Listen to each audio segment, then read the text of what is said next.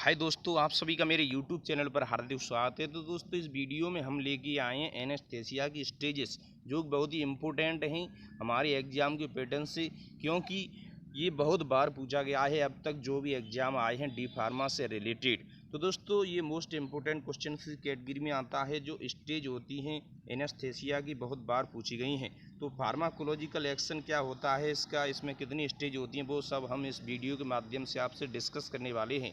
तो पहली स्टेज होती है यानी स्टेज फर्स्ट होती है स्टेज ऑफ एनाल्जेसिया, यानी एनाल्जेसिया की स्टेज। तो इन दिस स्टेज, इस स्टेज में द एनाल्जेसिया इज डेवलप्ड, यानी एनाल्जेसिया की शुरुआत होती है, विकसित होता है। क्या होता है इस स्टेज में? एनाल्जेसिया विकसित होता है, डेवलप्ड होता है। जबकि इस स्टेज के अंत में, जब स्टेज का अंत होता है तो उसके अंत में भूलने की बीमारी एमनेसिया नहीं होती है, उसमें एमनेसिया नहीं होती है, लेकिन चेतना बनी रहती है। क्या होता है? चेतना बनी रहती है। उसे लगता है कि मैं कहीं भूल न जाऊं, ऐसा चेतना सी बनी रहती है, लेकिन वो बीमारी अक्सर होती नहीं है इस स्टेज में, केवल चेतना बनी रहती है। ठीक है। स्टेज सेकंड क्या होता है? स्टेज सेकंड होती है स्टेज ऑफ एक्साइटमेंट, यानी उत्तेजना की स्टेज, उत्तेजित हो जाता है। तो in this stage the patient is excited. Patient क्या होता है? एक्साइटेड होता है, स्ट्रगलिंग कर रहा होता है, यानी सफ़र कर रहा होता है, संघर्ष कर रहा होता है। लेकिन पेशेंट में बेहोशी बनी रहती है। क्या बनी रहती है? बेहोशी बनी रहती है, और ठीक होने के बाद की घटनाओं को याद नहीं कर पाता है। जब वो ठीक हो जाता है तो वो बाद की घटनाएं होती हैं तो उन्हें याद नहीं कर पाता है, यानी मेमोरी लॉस हो जाती है। और सांस लेने की इरेगुलर इवेंट्स देखने को मिलती हैं। जो सांस लेता है तब इरेगुलर इवेंट्स, यानी अनियमित घटनाएं देखने को मिलती हैं। तो दोस्तों, ये स्टेज ऑफ एक्साइटमेंट के अंदर आता है, यानी कि स्टेज सेकंड हो गई। तो स्टेज थर्ड देख लेते हैं। तो स्टेज थर्ड क्या है? स्टेज ऑफ सर्जिकल एनास्थेसिया, यानी ये सर्जिकल एनास्थेसिया से जुड़ी हुई स्टेज है, स्टेज थर्ड। तो दिस स्टेज है 4 प्लेन्स। तो दोस्तों, ये स्टेज है, इसमें 4 प्लेन्स होती है, यानी 4 स्तर होती हैं। जो पहला प्लेन है, प्लेन फर्स्ट, रेस्पायरेशन नियमित हो जाता है, जो रेस्पायरेशन है वो रेगुलर हो जाता है। और पुपिल कॉन्स्ट्रिक्ट हो जाती है, यानी पुपिल पुपिल सिकुड़ जाती है, यानी कॉन्स्ट्रिक्ट हो जाती है। और मसल टोन कुछ स्तर तक डिक्रीज हो जाती है। जो मसल टोन होती है, यानी सम लेवल तक वो डिक्रीज हो जाती है, यानी उसमें कमी आ जाती है। तो ये प्लेन फर्स्ट के तहत हमने देखा। प्लेन सेकंड क्या होता है? प्लेन सेकंड होता है रेस्पायरेशन रिवेंस एवर, यानी रेस्पायरेशन श्वसन, रिमेंस एवर, हालांकि, यानी however the thoracic respiration decreases mainly. जो थोरेसिस रेस्पायरेशन है मुख्य तरीके से उसमें कमी आ जाती है, जो थोरेसिस रेस्पायरेशन है। पेपलरी साइज बिकम लार्ज, यानी जो पेपलरी का साइज होता है वो बढ़ जाता है, यानी लार्ज होता है।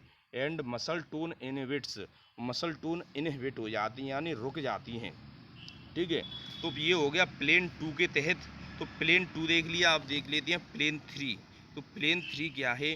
प्लेन थ्री होता है थोरेसिस रेस्पायरेशन इनहिबिट्स अनयूजली, यानी यूजली और अनयूजली। जो अनयूजली तरीके से जो थोरेसिस रेस्पायरेशन है वो इनहिबिट हो जाता है, यानी रुक जाता है।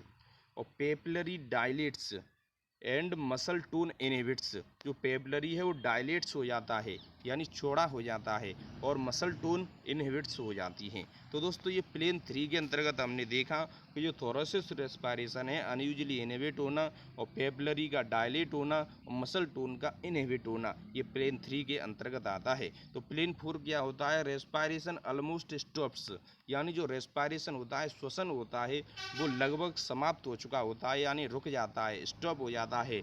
पेपलरी डायलेट्स हो जाती हैं। एंड अटोनिया ऑफ स्केलेटल मसल अकर, यानी स्केलेटल मसल का अक्सर अटोनिया होता है, यानी अकर।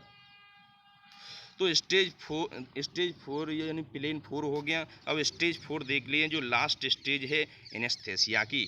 तो दोस्तों, स्टेज ऑफ मेडुलरी डिप्रेशन, इसमें क्या होता है? मेडुलरी डिप्रेशन की ये स्टेज है, मेडुलरी डिप्रेशन से जुड़ी हुई है। क्या होता है? इन दिस स्टेज मतलब इस स्टेज में सांस अपने आप रुक जाती है, यानी श्वास जो रेस्पायरेशन है वो अपने आप रुक जाती है, जिससे क्या होता है कि ब्लड प्रेशर एंड रेस्पायरेशन में कमी आ जाती है। जो बीपी होता है और जो रेस्पायरेशन हो जाता है उसमें डिक्रीज यानी डेफिशिएंसी डिक्रीज देखने को मिलता है।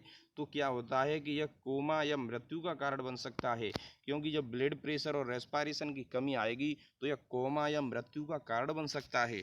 This is an alarming condition. ये बहुत खतरे की घंटी होती है। क्या होती है? खतरे की घंटी होती है। जो ये कंडीशन होती है ये खतरे की घंटी होती है, यानी स्टेज 4 पर पहुंच जाना खतरे की घंटी के समान होता है। तो दोस्तों इस वीडियो में हमने देखे एनेस्थेसिया के स्टेजेस, जो बहुत ही इंपॉर्टेंस रखती है हमारे एग्जाम के नज़रिए से। तो दोस्तों बिना देरी किए जल्दी से इस वीडियो को देखिए और अपने एग्जाम की तैयारी को दुरुस्त रखिए। तो दोस्तों अगर आपको मेरी वीडियो अच्छी लगी हो, वीडियो को लाइक करें, चैनल को सब्सक्राइब करें। थैंक यू दोस्तों।